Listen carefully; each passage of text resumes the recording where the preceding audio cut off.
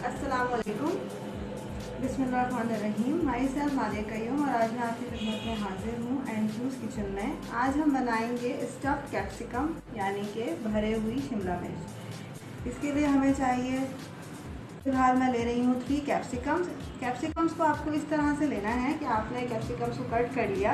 अच्छा, इसकी जो लिड है, जो इसका कवर होगा, इसको आपको फेंकना नहीं है, इसको आपको रखना है। सबसे पहले इसके सारे बीज जो है आपको निकाल लेने हैं और फिर इसमें थोड़ा सा नमक जो है डाल के आप साइड डाउन की कंडीशन में आपको इसको रख देना है। साथ साथ जो हमें चीज़ें रिक्वायर्ड हैं वो हैं chopped onion, 2 chopped onion, cumin seeds about 1 teaspoon, salt as required, red chilli powder it's up to you that आपको कितनी क्वांटिटी रिक्वायर्ड है, हल्दी टर्मेरिक 1/2 टीस्पून, गरम मसाला 2 टीस्पून, कोरिएंडर लीव्स धनिया 2 टीस्पून। अच्छा, and potatoes the most important thing for the stuffing. इसमें मैंने 3 potatoes लिए हैं, ये बॉइल्ड पोटैटोज हैं। मैश कर लें इसको। इसमें हम डालेंगे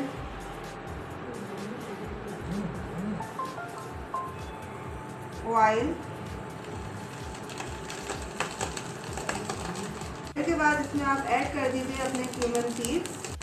फिर इसमें आप अपनी अनियन को ऐड कर दीजिए। प्याज गोल्डन ब्राउन हो गई है, इसके अंदर आप मैश पोटैटो ऐड कर दीजिए।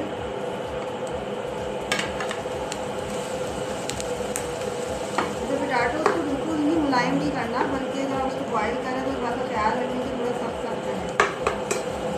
इसके बाद हम इसके अंदर अपनी रिमेनिंग आइटम जो हैं वो ऐड कर देंगे। थोड़ा सा नमक as per your required, red chilli powder, हल्दी ले लेंगे आप 1/2 टीस्पून, धनिया ले लेंगे,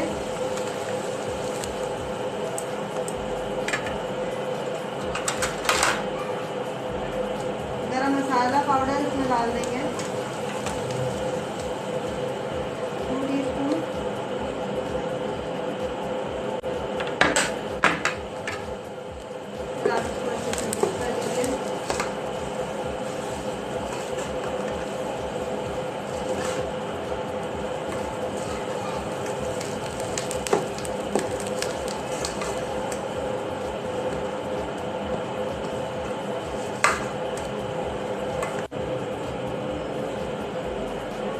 स्टफिंग करने के लिए आप स्पून से फिल कर लीजिए अपने कैप्सिकम्स को।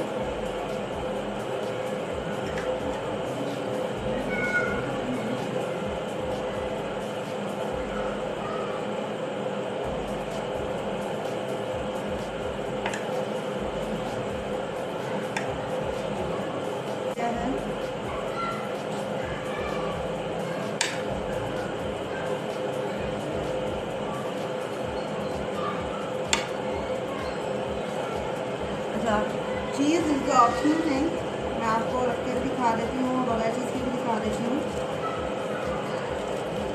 ये मैंने हैप्पी काउ की चीज़ ली है, कोई सी भी मार्केट में जो भी चीज़ आपको ईज़िली अवेलेबल हो आप वो ले सकते हैं।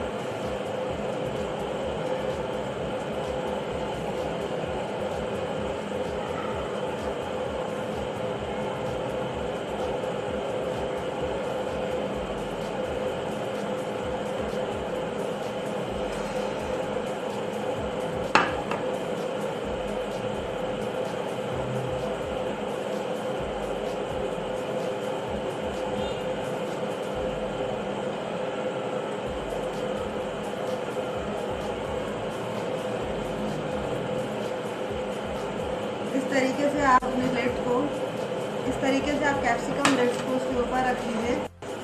इसको माइक्रोवेव ओवन में मैंने रख दिया है।